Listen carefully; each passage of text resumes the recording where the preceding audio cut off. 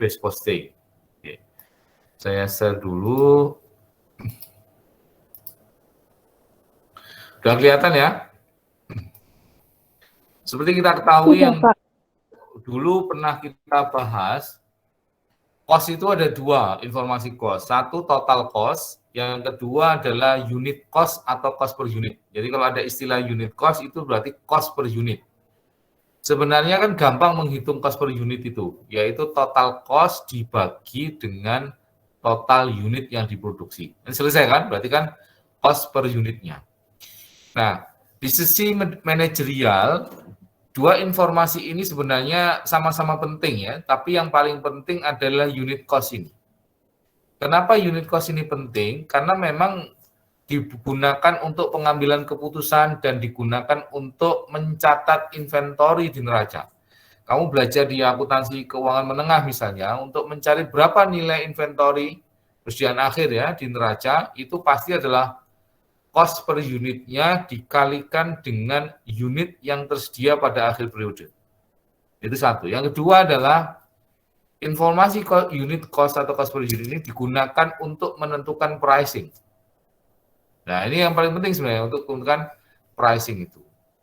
Karena itu, menghitung cost per unit secara akurat itu menjadi penting. Kalau salah menghitung unit cost-nya, misalnya terlalu murah, misalnya terlalu kecil, maka bisa rugi karena harga jualnya bisa di bawah cost per unit sebenarnya.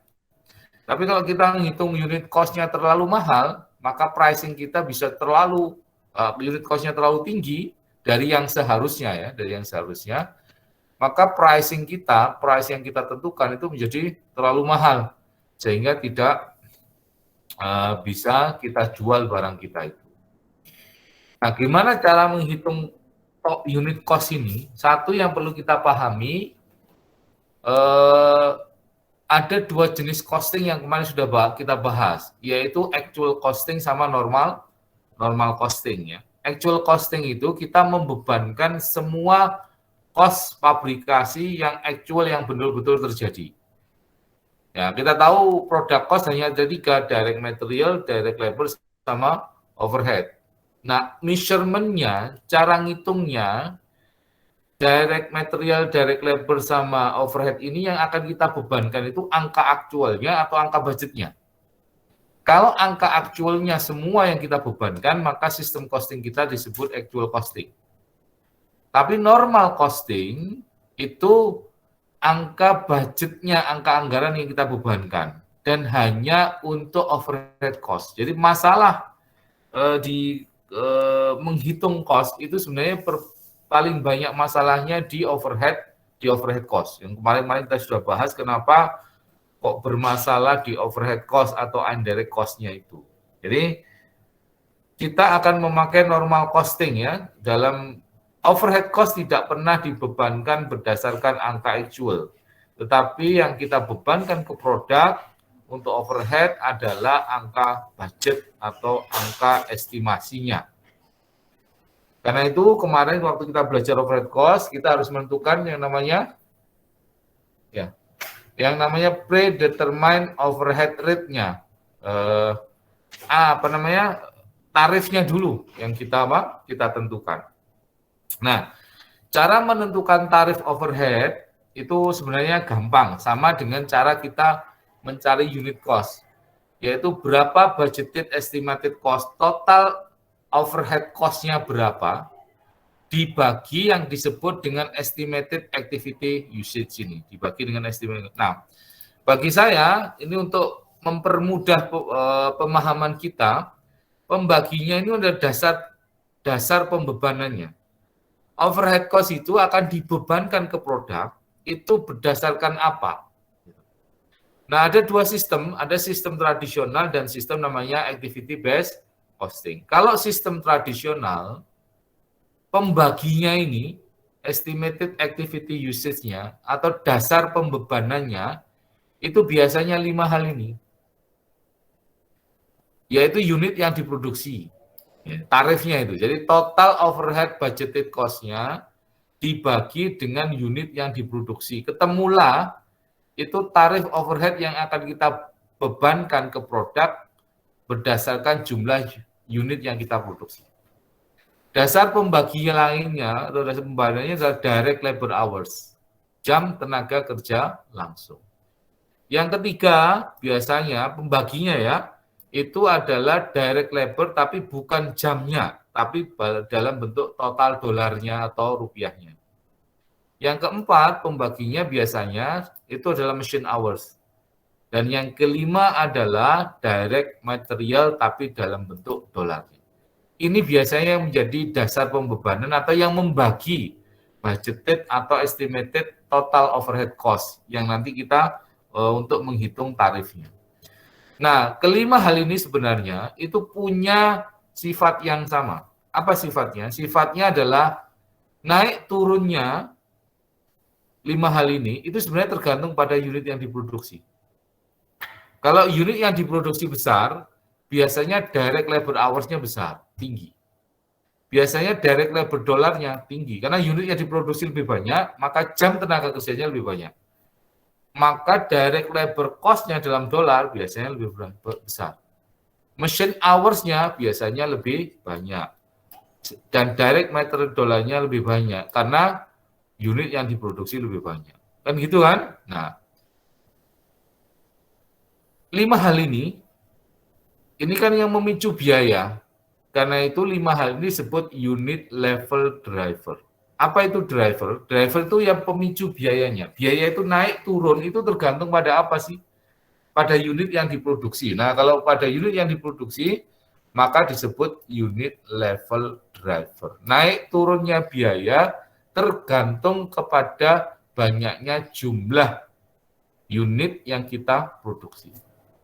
Dan 5-5-nya ini semua, 4 ya terutama di bawah, ini tergantung pada unit yang diproduksi. Sebenarnya sama sifatnya 5 hal ini. Semua tergantung pada jumlah unit yang diproduksi. Gitu ya. Nah, sekarang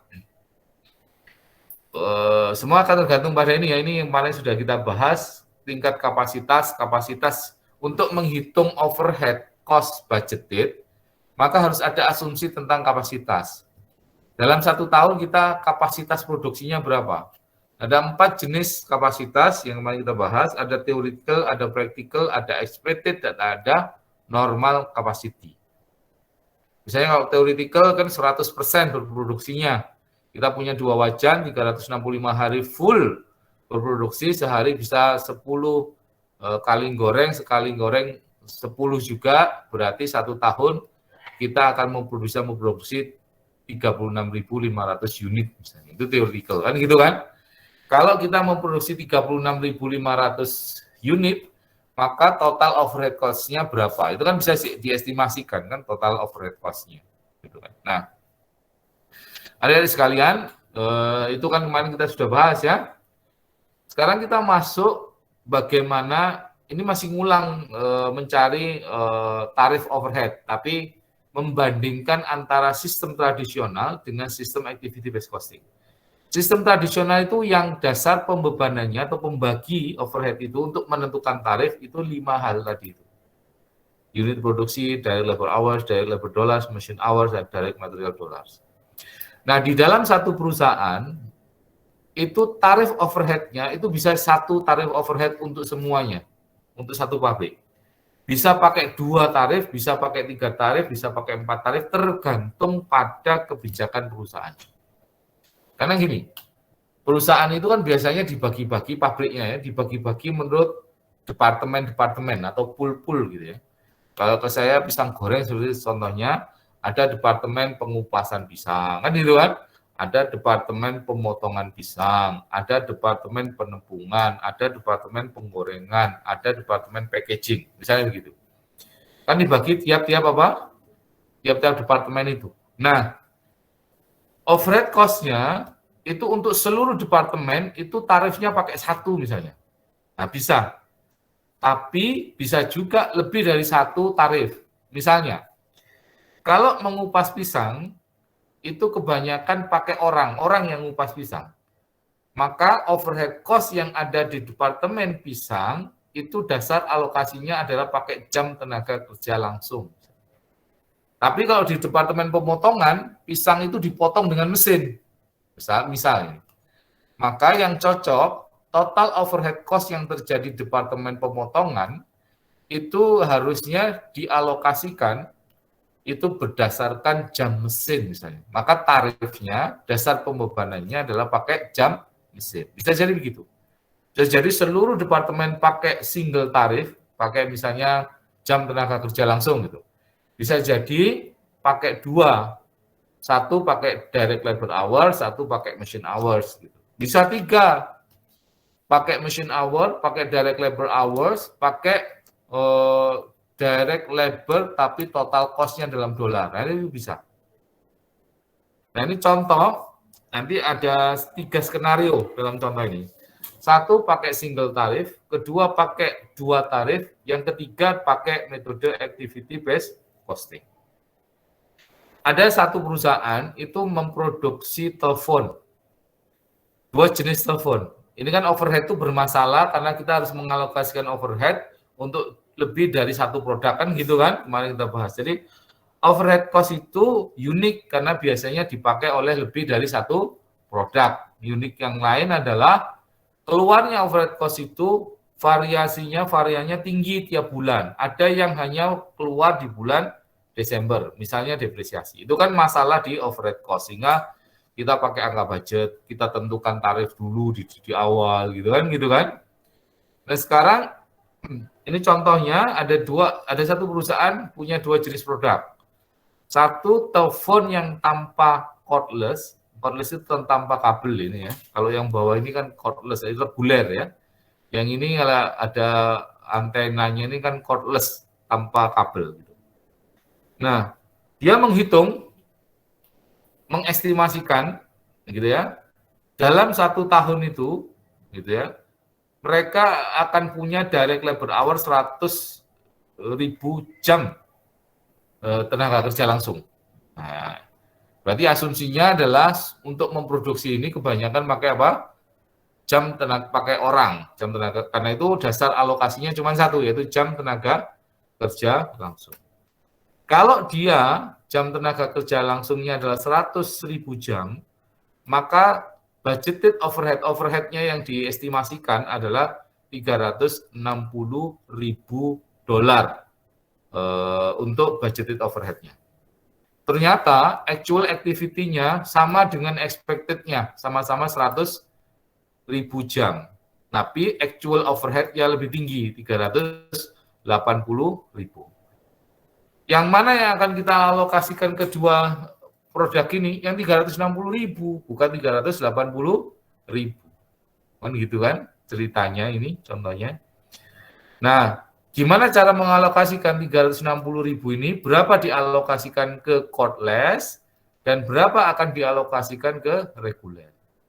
Cara mengalokasikannya, tentukan dulu dasar pembebanannya. Nah, ini orangnya sudah bilang, manajernya, dasar pembebanan saya adalah memakai jam tenaga kerja langsung. Kalau gitu, kita cari dulu tarifnya. Tarifnya adalah budgeted overhead 360.000 dibagi expected activity yang budgeted juga dari labor hours. Maka dasar pembebanannya berapa? $360.000 dibagi 100.000 jam tenaga kerja langsung, maka adalah $3,6 per jam tenaga kerja langsung. Ya, as simple as that, gitu ya.